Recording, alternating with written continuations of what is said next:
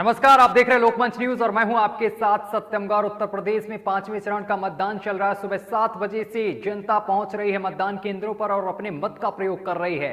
आज उत्तर प्रदेश के 12 जिले में मतदान हो रहा है और 12 जिले की 61 विधानसभा सीटों पर मतदान कराया जा रहा है। कड़ी सुरक्षा के बीच ये मतदान चल रहा है और तस्वीरें भी हम लगातार आपको दिखा रहे हैं। सभी लोग अपने मत का प्रयोग कर रहे हैं। कौशाम्बी में भी मतदान चल रहा है। कौशाम्बी की सिराथू सीट से उत्तर प्रदेश के डिप्टी सीएम केशव प्रसाद मौर्य खड़े हुए हैं और उधर समाजवादी पार्टी से पल्लवी पटेल खड़ी हुई हैं और दोनों प्रत्याशियों में कांटे की टक्कर बताई जा रही है। कई तरीके के मुद्दे हैं इस बार, लेकिन इन सभी मुद्दों को देखते हुए मतदान भी चल रहा है और कई जगह से झड़प की तस्वीरें भी सामने निकल कर आई। प्रतापगढ़ से तस्वीर सामने निकल कर आई जहां पर समाजवादी पार्टी के प्रत्याशी पर हमला किया गया और उनकी गाड़ी पर पथराव किया गया।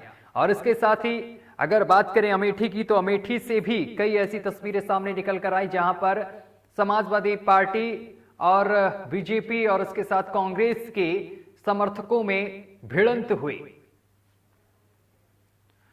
और सीधा लखनऊ चलेंगे। लखनऊ से हमारे संवाददाता निखिल हमारे साथ जुड़ रहे हैं। निखिल, चुनाव चल रहा है, मतदान चल रहा है, 12 जिले हैं, क्या कुछ अपडेट है अभी की? आपको बता दें, उत्तर प्रदेश के 5वें चरण के चुनाव में 61 सीटों पे विधानसभा चुनाव हो रहे हैं। कहीं ना कहीं इसमें बाराबंकी और केशव प्रसाद मौर्य की जहां से चुनाव लड़े वो अहम माना जा रहा है, क्योंकि वहां से वो पटेल से समाज से लड़ रही है और केशव प्रसाद मौर्य लड़ रहे हैं। अब देखने वाली बात ये होगी कि वोटिंग किसके पक्ष में कितनी जाती है। कहीं ना कहीं विकास का मुद्दा भी एक अहम माना जा रहा है। एक तरफ अखिलेश का विकास और एक तरफ बीजेपी सरकार का विकास। अब देखने वाली बात ये होगी कि जब वोटिंग के बाद शाम को जब परिणाम पता चलेगा कितने % वोट हुए हैं, उसके देखने अंदाजे से ही लगाया जा सकता है कि वोट किसके पास कितने % हुआ है। जी बिल्कुल निखिल, चुनाव से पहले सभी पार्टियों ने मेहनत भी बहुत की है, जनसभाएं की गई, स्टार प्रचारक पहुंचे हैं जनसभा को संबोधित करने के लिए और इसके साथ ही बड़े बड़े वादे किए गए हैं। बहुत बड़े बड़े वादे यहां पर कर दिए गए हैं। किसानों को भी ध्यान में रखा गया, क्योंकि किसानों का कहीं ना कहीं यहां पर फायदा उठाती हुई समाजवादी पार्टी भी दिख रही है, क्योंकि किसानों के लिए उन्होंने कहा है कि कर्ज माफ कर दिया जाएगा और इसके साथ ही 300 यूनिट बिजली का भी उन्होंने मुफ्त देने की वादा किया है जनता से। ये कितना कारगर होगा इस चुनाव में? जी, आपको बता दें, कहीं ना कहीं 1 साल से लगातार जहां किसान आंदोलन पर बैठा था, तो उसके बाद चुनाव से पहले किसान का आंदोलन खत्म कर दिया जाता है, तो कहीं ना कहीं एक मुद्दा भी एक नजर में है और कहीं ना कहीं किसान इस बात को लिए भी मन में बैठा है कि लगातार वो 1 साल तक धरने पर बैठे होते हैं। वहीं विधानसभा चुनाव होते हैं, उसके बाद कहीं ना कहीं उनका धरना समाप्त किया जाता है। लेकिन समाजवादी पार्टी ने जिस तरह से अपना एक पासा फेंका है, 300 यूनिट बिजली फ्री और सिंचाई के लिए बिजली मुफ्त, तो ये मुद्दा कहीं ना कहीं समाजवादी पार्टी के लिए कारगर साबित होगा। लेकिन बात करें आज की, तो चुनाव में कहीं ना कहीं कुंडा का माहौल कुछ ज्यादा ही गर्म देखने को मिला था। जिस तरह से समाजवादी पार्टी के गुलशन यादव के ऊपर हमला हुआ है, हालांकि अज्ञात के ऊपर मुकदमा कर लिया गया था है, लेकिन समाजवादी साफ तौर पर सीधे सीधा आरोप लगा रही है कि राजा भैया के द्वारा ही हमला किया गया है। अब देखने वाली बात यह होगी कि जांच होती है और जांच में क्या स्पष्ट निकल के आता है। लेकिन बात करें चुनाव पे, तो चुनाव लगातार कहीं ना कहीं परसेंटेज इसमें बढ़ता जा रहा है और जिन जिन क्षेत्रों में आज जब बात करें, बाराबंकी हो गया, सुल्तानपुर हो गया, प्रतापगढ़ हो गया, रायबरेली हो गया, इन सब जगहों पे जो वोट हो रहे हैं, तो कहीं ना कहीं इससे समाजवादी पार्टी को फायदा मिलता हुआ नजर आ रहा है। लेकिन रायबरेली कांग्रेस की सीट हुआ करती थी, अब उसके हाथ से सीट चली गई है। लेकिन विधानसभा चुनाव में देखने वाली बात ये होगी कि कांग्रेस को वोट वहां से कितने मिलते हैं या फिर बीजेपी या समाजवादी पार्टी के लोग जीतते हैं। इसके साथ ही अयोध्या, चित्रकूट और इसके साथ ही प्रतापगढ़ में भी चुनाव चल रहा है और प्रयागराज में भी चुनाव चल रहा है और सुबह से ही वोटिंग चल रही है। क्या लगता है, इन सभी जो 61 विधानसभा सीटें हैं, इनमें ज्यादातर बीजेपी का कब्जा रहा है? क्या इस बार परिवर्तन के मूड में जनता है उत्तर प्रदेश की? जी, बात करें तो अयोध्या में जब लोकमंच की टीम जमीनी स्तर से आम जनता से बात करी, तो कहीं ना कहीं विकास को लेकर कई लोगों के अंदर रोष देखने को मिला था कि और साफ तौर से कह रहे थे कि विकास नाम की कोई चीज नहीं हुई है और कहीं ना कहीं परिवर्तन चाहते हैं। लेकिन अयोध्या में राम मुद्दा भी एक अहम हो गया था। लेकिन कुछ लोगों का कहना है कि परिवर्तन होना चाहिए, लेकिन बात करें प्रतापगढ़ सुल्तानपुर में तो कहीं ना कहीं इसौली एक ऐसी सीट थी 2017 में जो समाजवादी पार्टी ने निकाली थी। लेकिन अब देखने वाली बात ये होगी कि 2022 के जो चुनाव हो रहे हैं उसमें कौन सा वोट किसके परसेंट कितना मिलता है और कितने विधायक उनके जीतते हैं, ये तो 10 मार्च को ही पता चलेगा।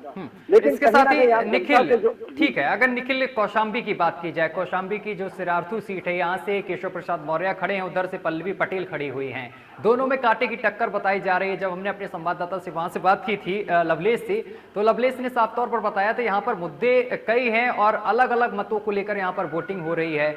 किसानों से जब उन्होंने बात की तो किसानों का कहना यह था कि आवारा पशुओं से हम बहुत ज्यादा परेशान हैं, इस चीज को लेकर हम वोटिंग करने जा रहे हैं। महिलाओं से जब बात की गई तो महिलाओं ने साफ तौर पर कहा कि महंगाई बहुत हो गई है, रसोई का बजट बिगड़ा हुआ है, तो हम इन सब चीजों को ध्यान में रखते हुए वोटिंग कर रहे हैं। यहाँ क्या लग रहा है?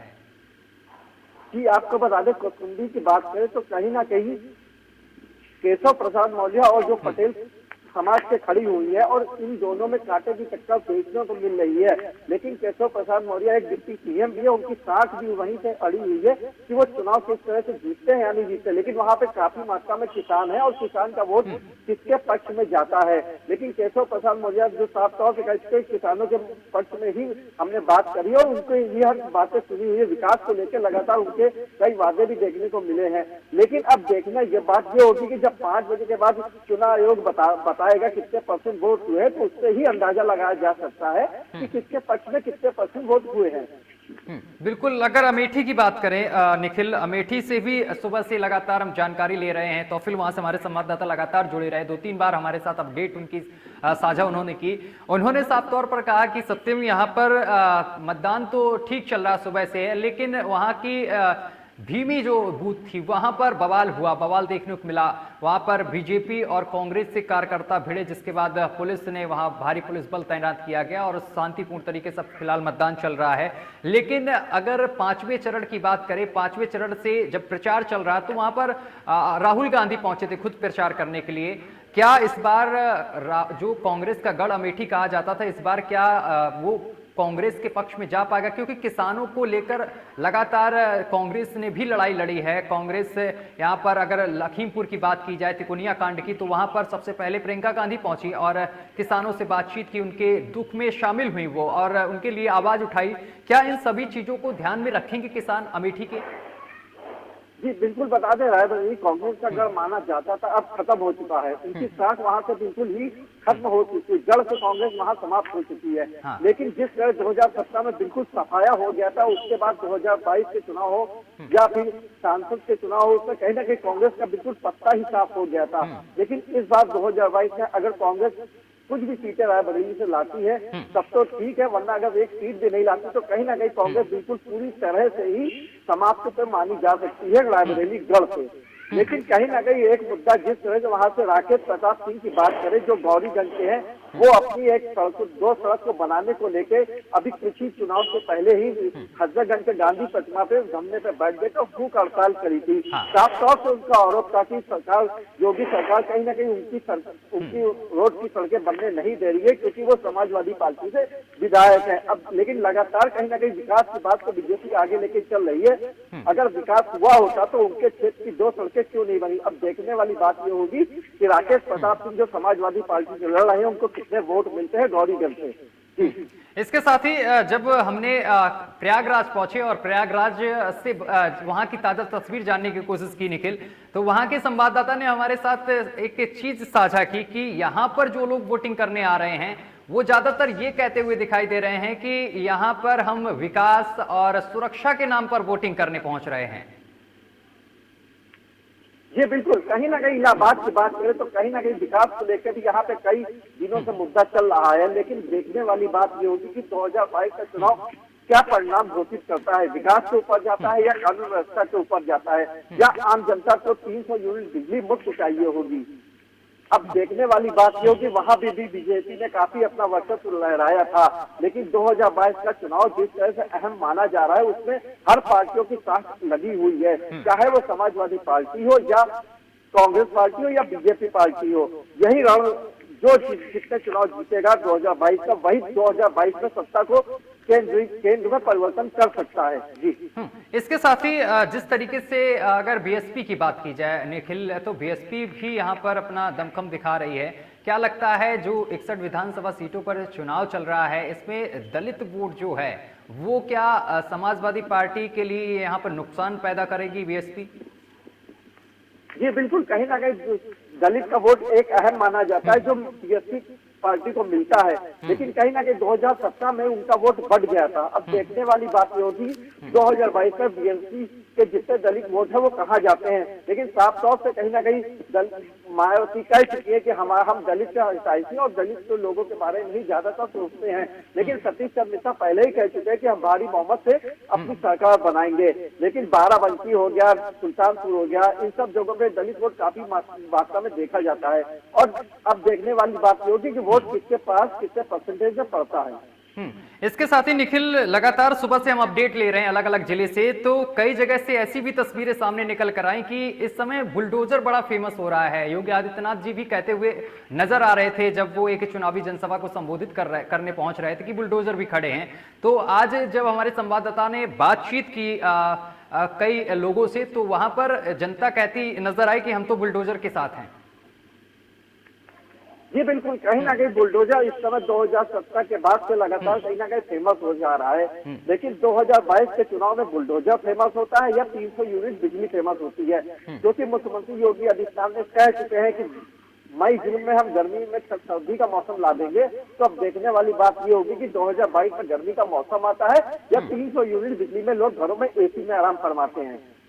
लेकिन अगर प्रतापगढ़ माफ करिएगा, अगर प्रयागराज की बात की जाए तो सुबह से लगातार हम वहां से अपडेट ले रहे हैं और प्रयागराज बहुत अहम माना जाता है। प्रयागराज होगा, अयोध्या हो गया और चित्रकूट। यहां से जब बातचीत की रिपोर्टर ने, वहां के एक वोटर थे, उनका नाम सुरेंद्र प्रताप सिंह, उन्होंने साफ तौर पर बोला कि जब उनसे बातचीत की गई, उन्होंने कहा कि हम तो भाई बुलडोजर को वोट करेंगे। और जब उनसे साफ तौर पर पूछा गया कि भाई किसको करने जा रहे हो, तो उन्होंने बस इशारा करते हुए आगे के लिए बढ़ गए। जी बिल्कुल, बुलडोजर एक अहम मुद्दा हो रहा है, क्योंकि जिस तरह से माफियाओं के ऊपर बुलडोजर काफी तेजी से चला था। लेकिन जो 2022 का चुनाव हो रहा है, इसमें कहीं ना कहीं कुछ आम जनता का मूड परिवर्तन के ऊपर है और कुछ का मूड सरकार के पक्ष में है। लेकिन जो वोट होता है, जब वोट देने आदमी घर से निकलता है और बूथ तक पहुंचता है, तो कहीं ना कहीं उसका मन बदल जाता है। तो अब देखने वाली बात ये हो कि वोट किसके पक्ष में कितना जाता है। लेकिन हर जगह की बात अलग होती है, या लखनऊ की बात कर ले, या कानपुर की बात कर ले, या हम बाराबंकी की बात कर ले जहाँ अब वोट पड़ रहा है। इस सब जगहों पे बाराबंकी में कहीं ना कहीं समाजवादी का काफी वोट माना जाता है। लेकिन 2017 में वोट इनका कट गया था। लेकिन अब 2017 और 2022 में काफी जमीन आसमान का अंतर है। अब 2022 के बाद चुनाव में जब 10 मार्च को रिजल्ट निकलेगा, उसमें ही पता चलेगा कि कौन सी पार्टी को कितना वोट मिला था और कितने प्रतिशत वोट मिला है और जो इसमें विधायक हारे हैं। जी चलिए, बहुत बहुत शुक्रिया निखिल हमारे साथ जुड़ने के लिए, तमाम बातचीत करने के लिए। तो निखिल हमारे साथ लखनऊ से जुड़े हुए थे और सभी जिलों के बारे में बता रहे थे किस जिले में कितनी वोटिंग हुई और क्या कुछ तस्वीर बनी हुई है। लेकिन एक बात तो पूरा साफ है कि क्या परिणाम होंगे क्या नहीं, ये तो अभी नहीं बताया जा सकता है। 10 मार्च को जो परिणाम आएंगे, नतीजे आएंगे, उसी से पता चलेगा कि उत्तर प्रदेश की गद्दी पर कौन बैठता है। फिलहाल अभी के लिए बस इतना ही। देश दुनिया की तमाम खबरें देखने के लिए देखते रहिए आपका अपना चैनल लोकमंच न्यूज।